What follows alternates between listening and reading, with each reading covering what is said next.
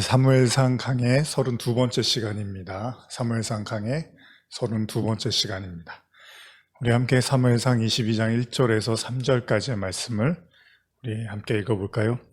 그러므로 다윗이 그곳을 떠나 아둘람 굴로 도망하며 그의 형제와 아버지의 온 집이 듣고 그리로 내려가서 그에게 이르렀고 환난당한 모든 자와 빚진 모든 자와 마음이 원통한 자가 다 그에게로 모였고 그는 그들의 우두머리가 되었는데 그와 함께한 자가 400명가량이었더라.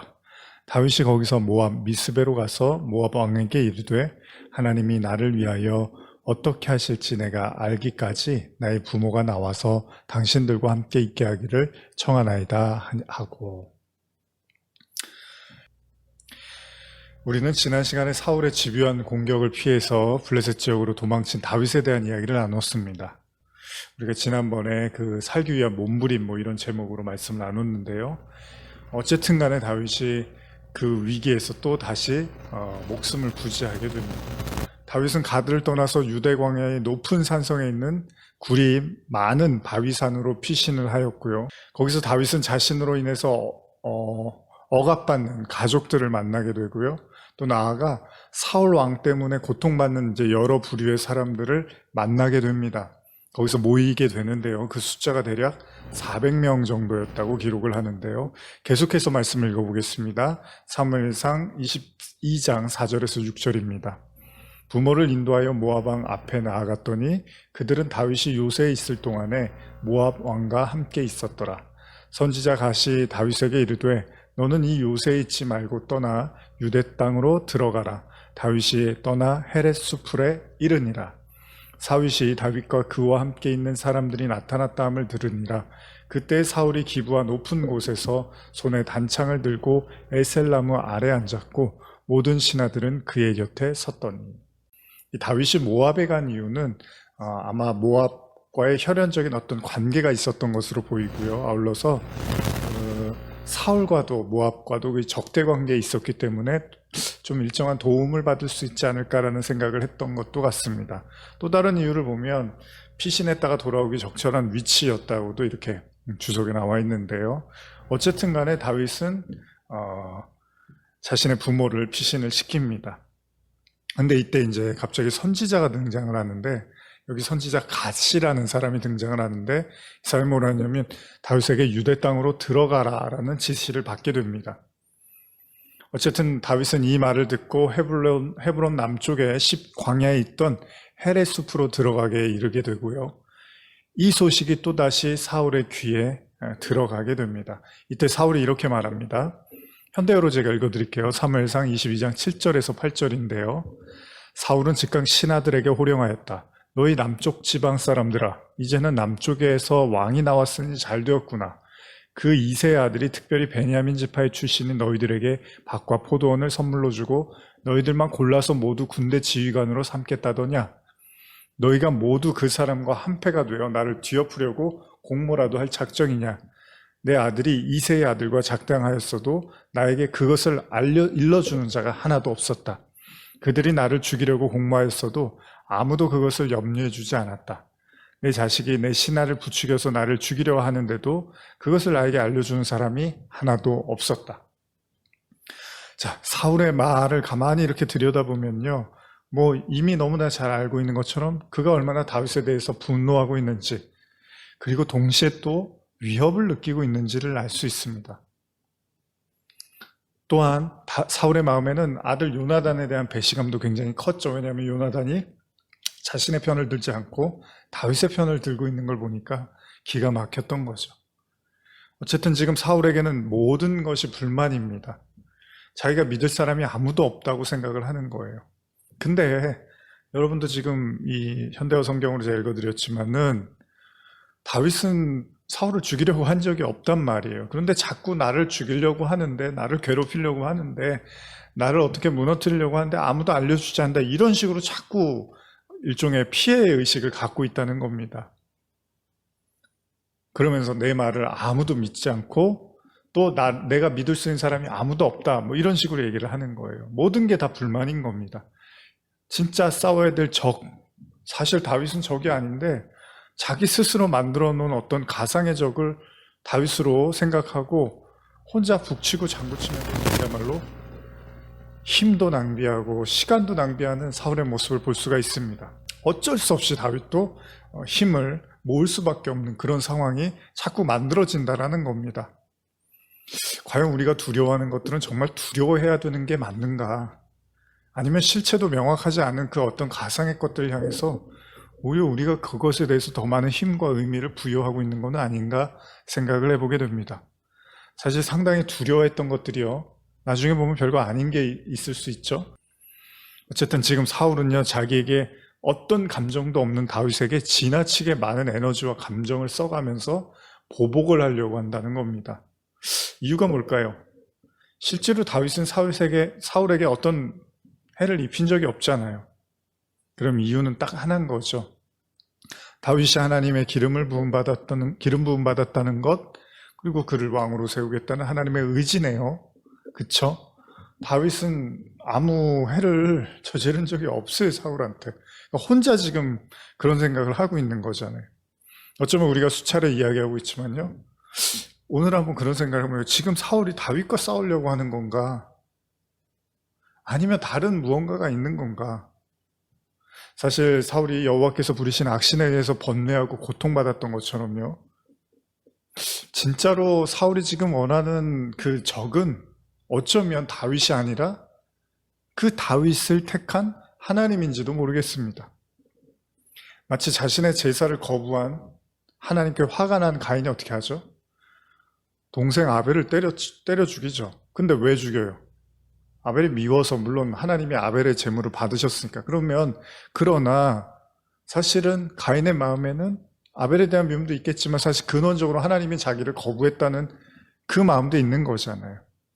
이스라엘을 구원하기 위해서 하나님께서 애굽에다가 모세를 보냈는데 바로가 그렇게 대적을 하죠. 물론 이게 바로가 모세에 대한 싸움일 수도 있지만 사실은 하나님에 대한 싸움인 거잖아요.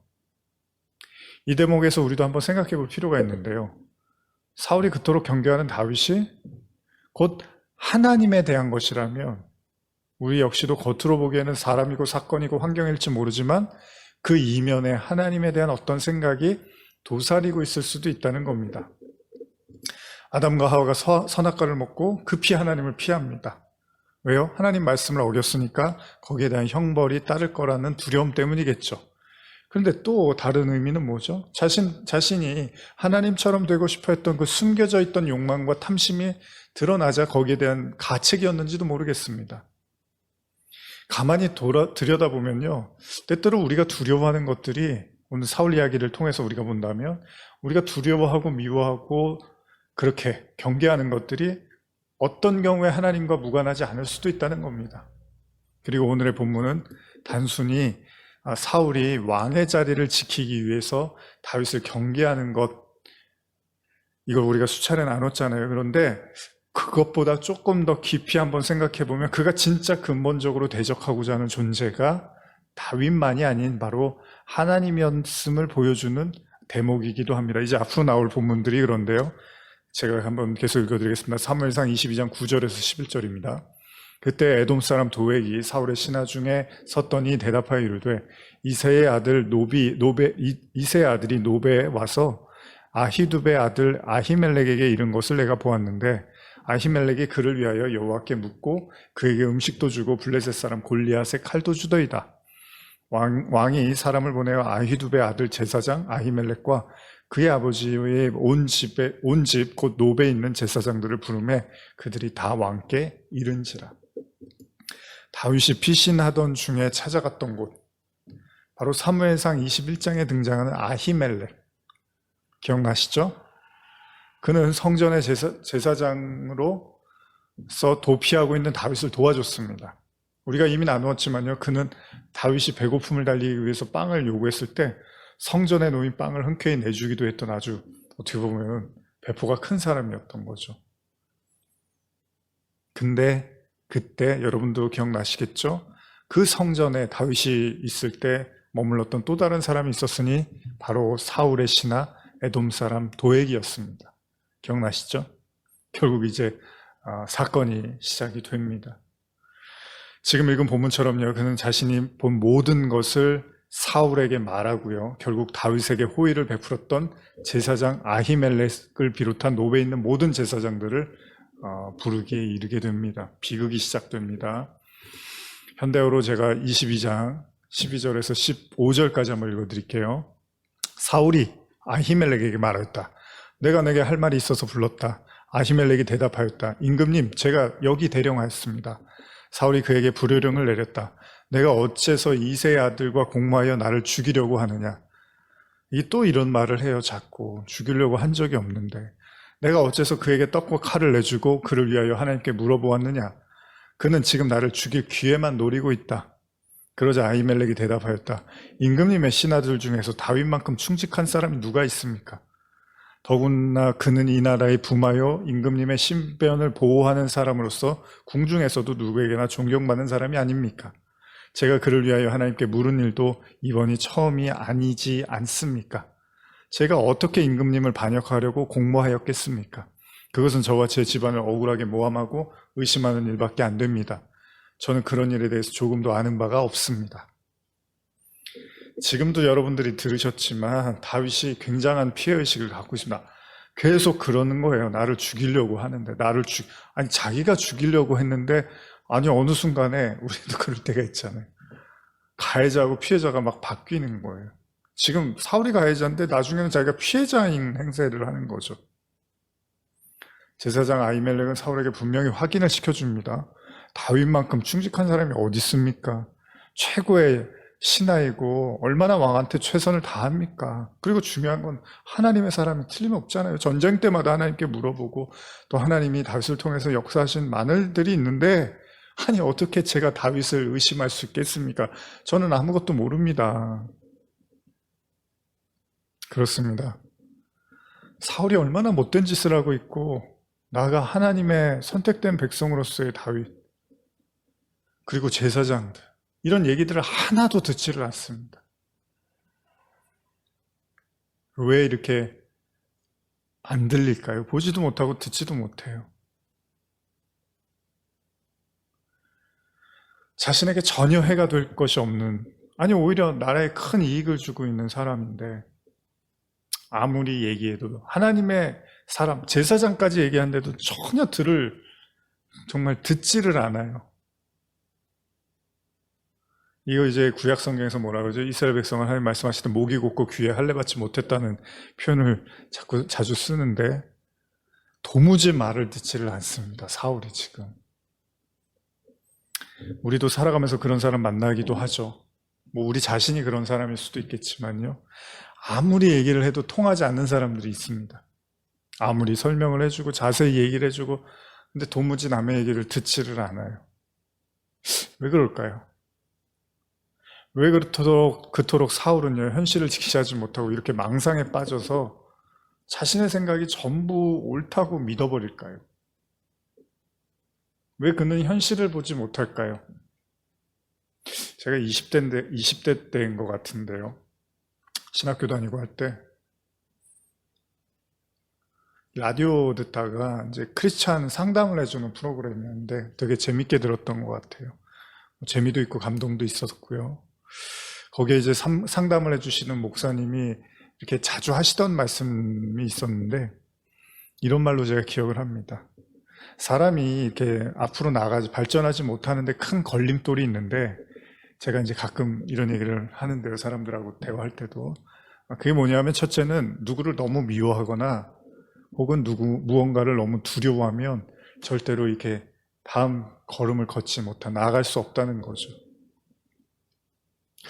지금 생각해 보니까 사울에게는 이 두 가지가 다 있는 걸로 보입니다. 그는 다윗을 너무 미워하고 있고요. 동시에 다윗을 너무나 두려워하고 있습니다. 그러나 오늘 본문을 통해서 눈치채셨겠지만요, 사울이 정말 미워하고 있는 게 다윗만은 아닌 것처럼 보입니다. 그렇죠?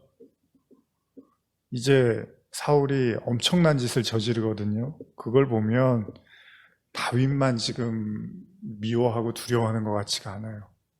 그가 진짜 미워하고 두려워하는 또 다른 존재는 바로 그 다윗을 세우신 하나님인 것 같습니다. 가인이 아벨을 쳐 죽일 때도 그런 것처럼 그 살인의 동기가 바로 자신의 제사를 거부한 하나님이었잖아요.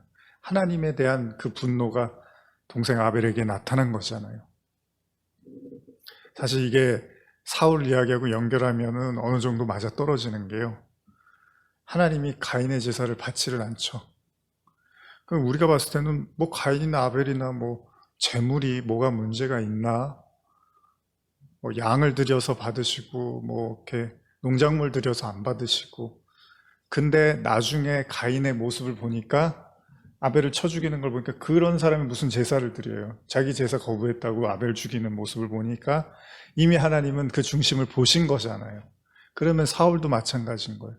사울이 하나님께서 다 멸하라고 하고 그런데 자기가 거기서 전쟁 중에서 좋은 거 골라다가 하나님께 제사 드리려고 하다가 오히려 나중에 버림받죠. 그게 그렇게 잘못됐나 생각할 수 있지만 하나님은 벌써 이런 사울의 마음을 너무나 잘 알았던 거잖아요. 그러니까 하나님은 그 순간만 보는 게 아니라 시간을 넘어서신 분이니까 다 보고 계신 거잖아요. 결국 지금 사울은 하나님께 분노하고 있는 것으로 보입니다. 그가 진짜 복수하고 싶고 진짜 무너뜨리고 싶고 진짜로 사라지게 하고 싶은 바로 그 대상은 어쩌면 자신을 버린 하나님일 것입니다.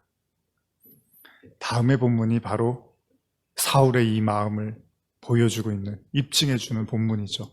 사무엘상 22장 18절에서 19절입니다. 왕이 도액에게 이르되 너는 돌아가서 제사장들을 죽이라 하매 에돔 사람 도액이 돌아가서 제사장들을 쳐서 그날에 세마포 에봇 입은 자 85명을 죽였고 제사장들의 성읍 노베 남녀와 아이들과 젖 먹는 자들과 소와 나귀와 양을 칼로 쳤더라.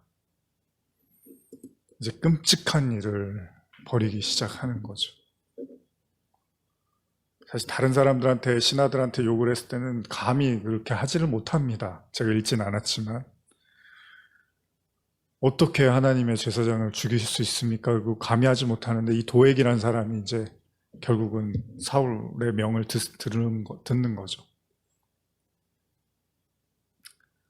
한 사람도 아니고 85명이나 죽이게 합니다. 이스라엘이 어떤 나라입니까? 하나님의 언약이 있는 나라잖아요. 하나님의 택하신 민족들이잖아요.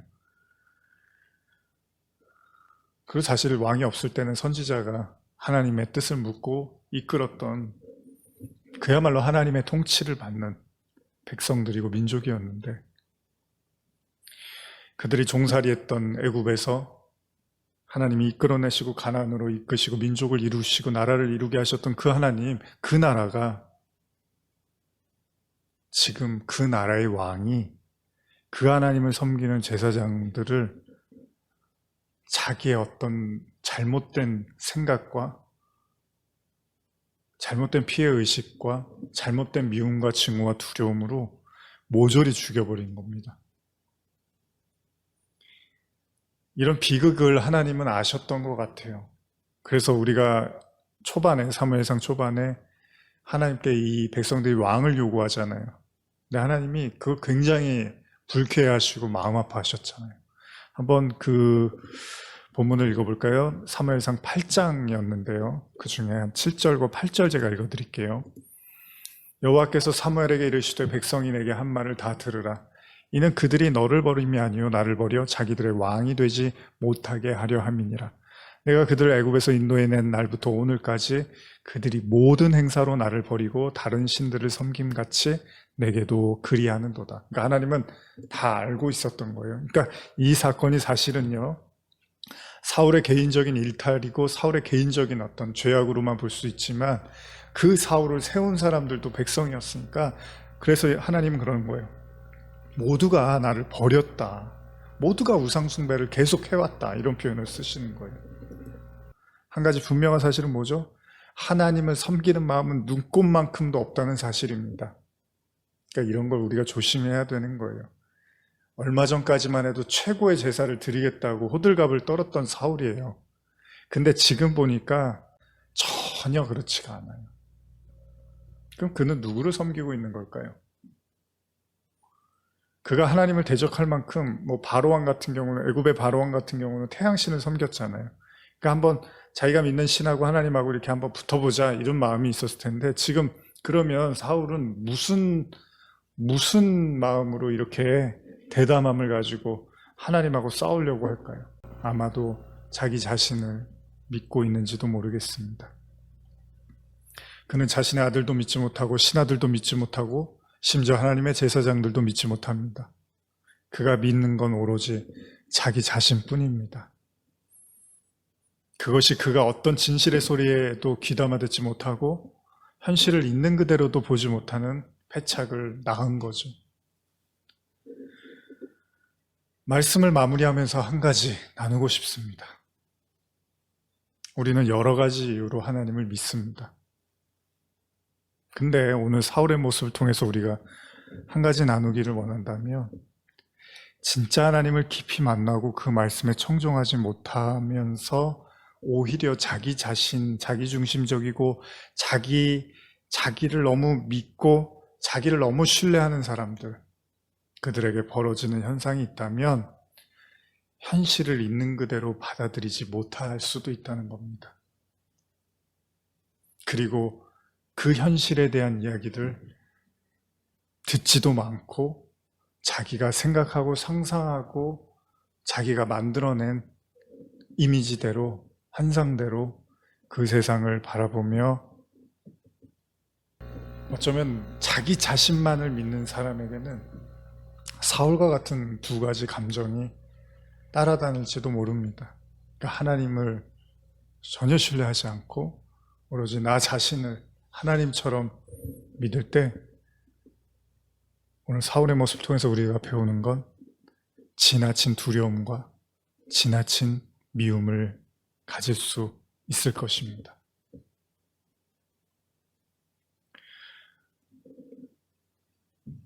이 말씀을 준비하면서 그런 생각을 해봤습니다. 의외로 현실을 있는 그대로 보고 받아들이는 경우들이 많지 않을 수 있다는 생각을 해봤습니다. 여러분들은 어떠십니까? 현실을 있는 그대로 직시하고 있습니까? 현실을 직시한다는 건 사실은 먼저 나 자신을 직시해야지만 가능한 겁니다. 사울이 자기 자신을 직시하지 못하니까 자꾸 왜곡된 현실을, 왜곡된 사람을, 이미지를 진짜로 받아들이는 거죠. 만약 저와 여러분들의 마음에 지나친 두려움과 지나친 미움에 사로잡혀 있다면 주님의 말씀 앞에 다시 진지하게 서시기 바랍니다. 그리고 우리 자신을 하나님의 말씀에 등불에 비추어 우리의 모습을 인정하고 고백하고 나아갈 때 우리 앞에 펼쳐진 많은 현실들을 더욱더 명확하고 밝은 눈으로 하나님의 은혜로 바라볼 수 있을 것입니다. 그 말씀이 여러분들에게 승리와 기쁨을 주시기를 간절히 축복합니다. 기도하시겠습니다. 하나님 아버지 감사합니다. 오늘 사울의 모습을 통해서 또 우리 자신을 들여다봅니다. 자기 자신을 인정하지 않음으로 시작된 이 사울의 모습이 결국은 넘지 말아야 될 선을 넘어버리는 엄청난 결과를 초래했습니다.